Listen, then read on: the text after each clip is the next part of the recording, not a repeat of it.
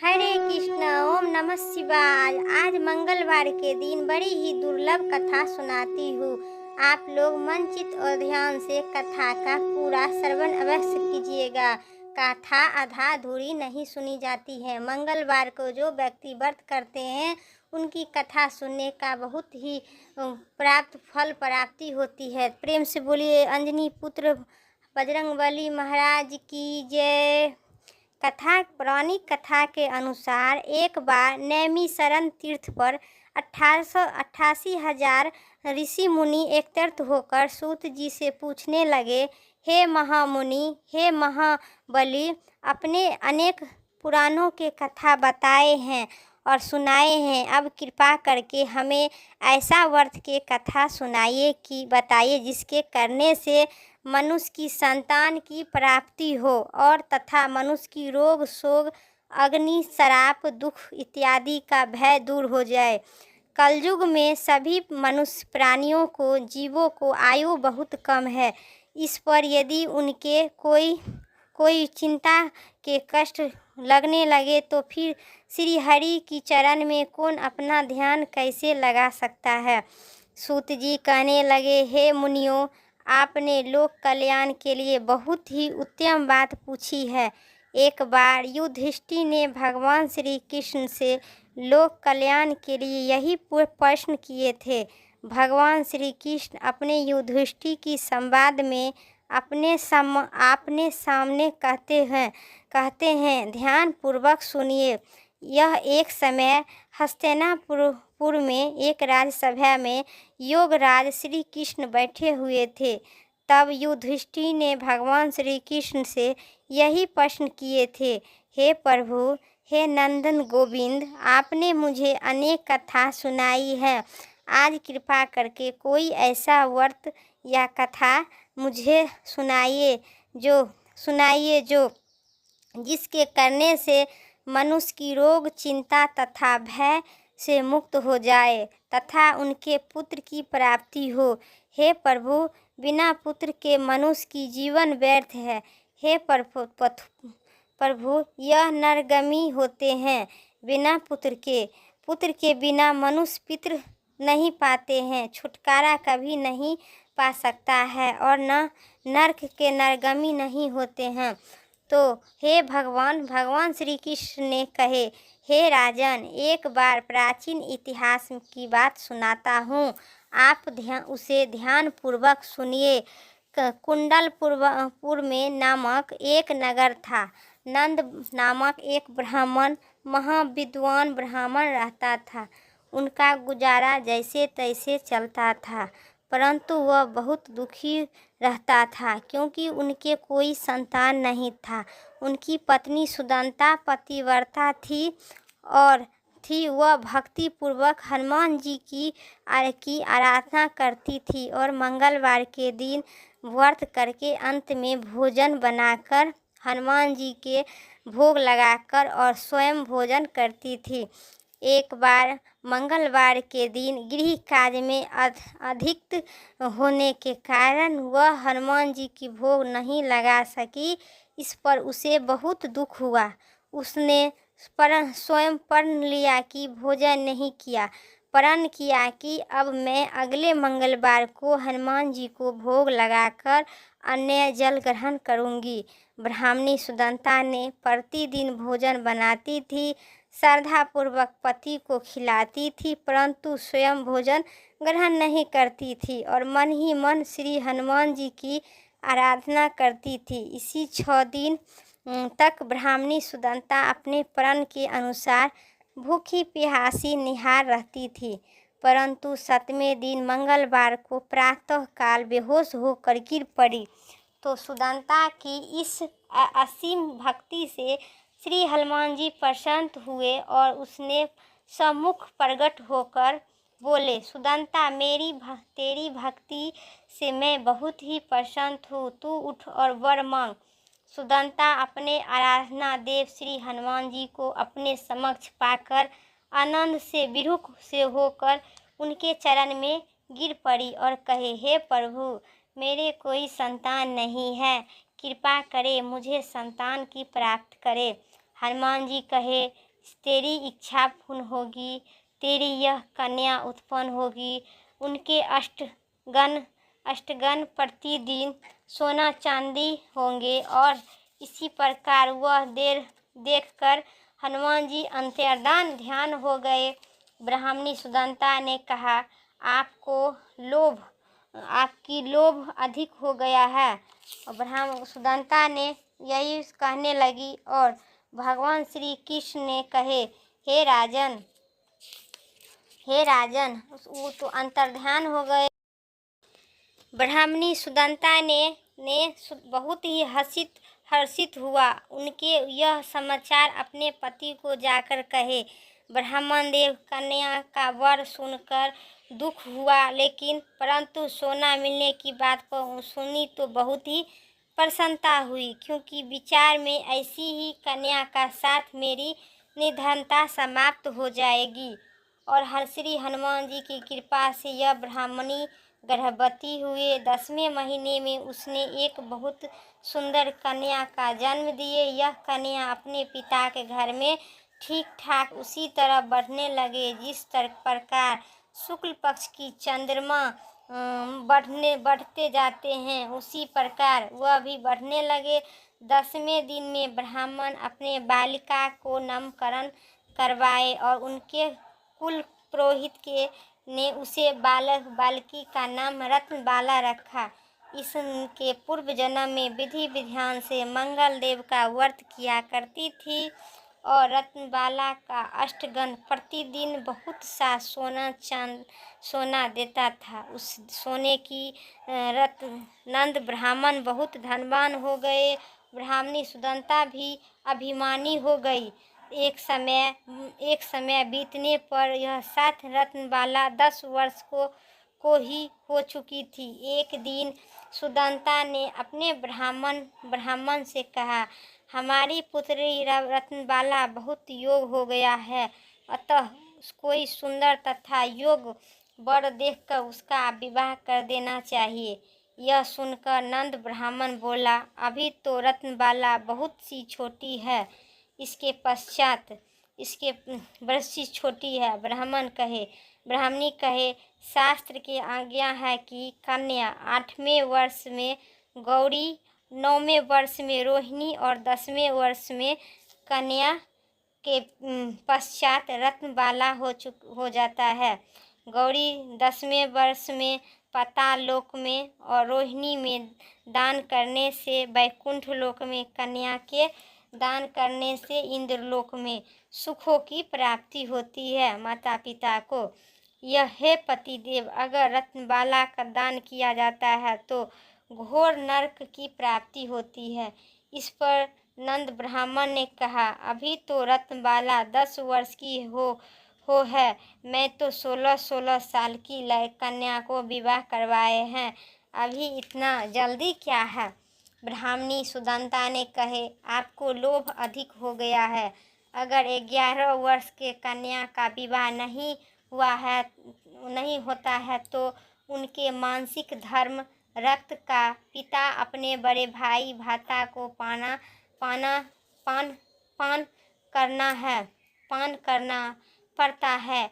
शास्त्र में कहा गया है कि यदि माता पिता और बड़े भाई रजवाला कन्या को देखते हैं तो नरक के गामी होते हैं। नंद ब्राह्मण ने कहे, ठीक है, मैं कल योग वर की तलाश अपने दूत से भेजूंगा। दूसरे दिन ब्राह्मण ने दूत को बुलाकर और कहा, मेरी कन्या जैसी सुंदर है वैसे ही सुंदर वर के लिए तलाश करो। दूत स्वामी की आज्ञा पाकर खोजने के लिए चले पड़े। अनेक गांव घूमने के बाद उसने पपाई गांव में एक सुंदर ब्राह्मण युवक देखा। तो यह बालक, जिसका नाम रामेश्वर था, बहुत गुणवान था।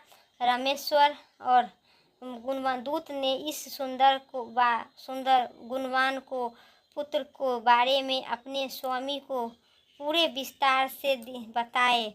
ब्राह्मणानंद को भी रामेश्वर का इच्छा लगा और फिर एक शुभ मुहूर्त में विधि पूर्वक रामेश्वर की कन्या का दान करके करके ब्राह्मणी संतुष्ट हो गए। परंतु ब्राह्मण नंद ने अपने मन में लोभ भय हुआ था कि इनके रत्नबाला का कन्यादान कर दे तथा परंतु वह बहुत घिन था। उसने विचार किया कि रत्नबाला जब ससुराल चली जाएगी, इससे जो सोना मुझे मिलता है वह आगे से नहीं मिलेगा। मेरे पास जो धन भी था कुछ इसके पश्चात विवाह में खर्च हो गया और शेष जो बचा है वह भी कुछ दिन के पश्चात समाप्त हो जाएगा। मैंने इसका विवाह करके बड़ी ही भूल की ही। उनके विचार किए कि अब कोई ऐसा उपाय करूं कि रत्नबाला मेरे घर में ही बनी रहेगी। लोभ रूपी राक्षस ब्रह्मानंद की मस्तिष्क पर छाया था कि रात भर सैया पर बेचैनी से करवट बदलते बदलते उसने एक कूढ़ निर्माण किया। उसने विचार किया कि जब रत्नबाला अपने पति रमेश्वर उसे अपने घर वापस ले जा रहा होगा, वह तो मार्ग में उसका मैं वध कर दूंगा। अपनी पुत्री को अपने घर वापस ले आऊँगा, जिससे नियम रूपी उसके सोना भी मिलेगा और सामाजिक रूप कोई मनुष्य दोष भी उसे नहीं दे सकता है।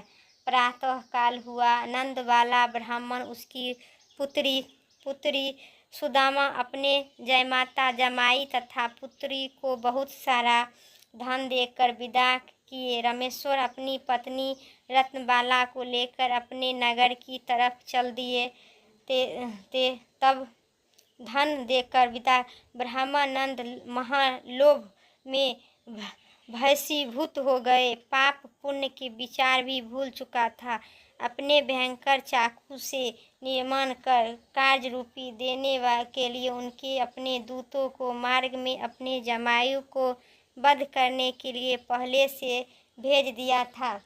दूत ने ही छिप कर बैठ गया और जैसे ही रमेश्वर उनके छिपे स्थान पर पहुंचा, ब्राह्मण के दूत ने स्वामी की आज्ञा के पालन करते हुए रमेश्वर का वध कर दिया।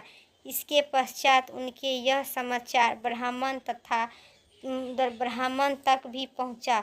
अपने जमाई के वध के समाचार प्रातः नंद ब्राह्मण का स्थान पहुंचा और रुदन करते हुए अपनी पुत्री से बोला, पुत्री, मार्ग में लुटेरे ने तेरे पति का वध कर दिया है। भगवान की यही इच्छा था। इच्छा का आगे किसी का बस नहीं चलता है। अब तू घर चल, बस यह रहकर ही शेष जीवन व्यतीत करना। जो भाग में लिखा है वही होता है। अपने पति की अकाल मृत्यु से रत्नबाला बहुत दुखी थी। करुणा रुदन कर रही थी। करते हुए अपने पिता से बोली, हे पिताजी, इस संसार में जिस स्त्री को पति नहीं है उसका जीना व्यर्थ है। मैं पति के ही साथ अपने शरीर को जला दूंगी और सती होकर अपने इस जन्म को माता के नाम तथा सास ससुर का यश का समर्थक करूंगी। ब्रह्मानंद देव अपनी पुत्री रत्नबाला को वचन सुनकर भावुक हो गए और यह विचार करने लगे कि मैंने व्यर्थ में जमाई को वध का पाप अपने सिर पर लिया हूँ। रत्नबाला अपने पति के साथ अपने प्राण तक देने के तैयार थी। मेरे तो दोनों तरफ से ही मरण हो गया। धन तो अब नहीं मिलेगा। जमाई वध के पाप स्वरूप यमता भी भुगतनी पड़ेगी। यह सोचकर बहुत ही दुखी हुआ ब्राह्मण रमेश्वर की चिता रचाई। रत्नबाला सती होने की इच्छा से पति का सिर अपनी गोद में रखकर चिता में बैठ गई। जैसे ही रमेश्वर की चिता में आग लगाई, वैसे ही प्रसन्न होकर मंगल देव वह प्रकट हुए और बोले, हे रत्नबाला, मैं तेरी पति भक्ति से बहुत ही प्रसन्न हूँ। तू वर मांग। रत्नबाला ने अपने पति की जीवन दान मांगी। मंगलदेव रत्नबाला तेरा पति अजर अमर है, यह बड़ा विद्वान भी होगा, इसके अतिरिक्त जो कोई इच्छा हो वह मांग।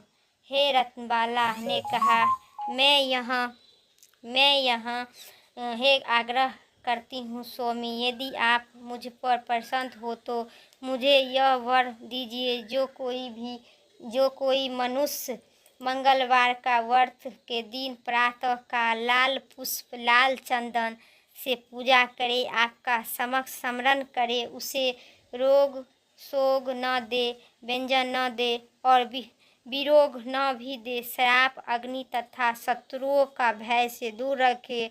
जो स्त्री मंगलवार का व्रत करे वह सभी विधवा कभी न हो। मंगलदेव कहे, तथास्तु, ऐसा ही होगा। यह कहकर अंतर्ध्यान हो गए।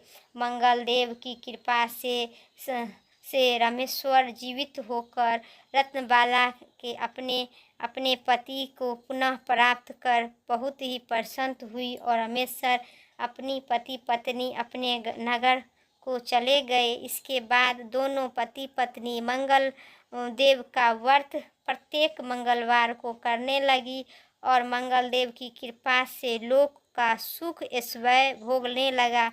अंत में स्वर्ग लोक की प्राप्ति हुई। जो मनुष्य मंगलदेव की मंगलवार का व्रत करता है या कथा सुनता है, उनके भगवान कभी विधवा न होने का वरदान देते हैं। जैसे रत्नबाला रामेश्वर के हनुमान जी दिए ज्ञान दिए, वैसे ही मनुष्य को भी देंगे। तो प्रेम से बोलिए बजरंगबली महाराज की जय, अंजनी पुत्र पवन सुत हनुमान की जय। तो आइए अब आरती का श्रवण करते हैं। आरती कीजिए हनुमान लाला की, दृष्टि दलन रघुनाथ कला की, जाके बल से गिरिधरी कांपे, सोग रोग न जाके निकट न आ झांके, अंजनी पुत्र महाबलदाई, संतन के प्रभु सदा सहाई, देवीरा रघुनाथ पठावे, लंका जाए सिया सुधिलाए। जय आरती कीजिए हनुमान लाला की लंका सो को समुद्र सिखाई, जाते पवन सुत बार लगाई, लंका जारी सिया सुध संहारे, सिया राम जी के काज संहारे, लक्ष्मण मूर्छि पड़े सहकारे, अग्नि लाई सजीवन लखन प्राणी उजारे, पोठिक पाताल जाके जन्म कारे, अहिरा बन के भुजे उखाड़े, बाएं भुजा असुर धल मारे, दाएं भुजा संगति जन तारे। जय जय आरती कीजिए हनुमान लाला की, दुष्टि दलन रघुनाथ कला की, सुर नर मुनि जन आरती उतारे, जय जय जय हनुमान उचारे, जय जय जय हनुमान उचारे, कंचन थाली अगुर कपूर छाई, आरती करती अंजना माई, जय हनुमान जी की आरती गावे, बस बैकुंठ पदम पद पावे, लंका विध्वंस किन्हीं रघुराई, तुलसीदास प्रभु करती कहराई, आरती कीजिए हनुमान लाला के, दुष्ट दलन रघुनाथ कला के। बोले प्रेम से सियावर रामचंद्र भगवान की जय, हनुमान जी की जय, पवन पुत्र हनुमान की जय। तो दोस्तों मेरा अगर वीडियो पसंद आए, उम्मीद करते हैं मेरा वीडियो पसंद आए, चैनल पर नए हैं तो लाइक करके सब्सक्राइब करें, कमेंट में जय बजरंगबली ज़रूर लिखें। तो नेक्स्ट वीडियो लेके आते हैं, तब तक के लिए हमें दीजिए इजाज़त। जय सिया राम, राधे राधे, जय बजरंगबली।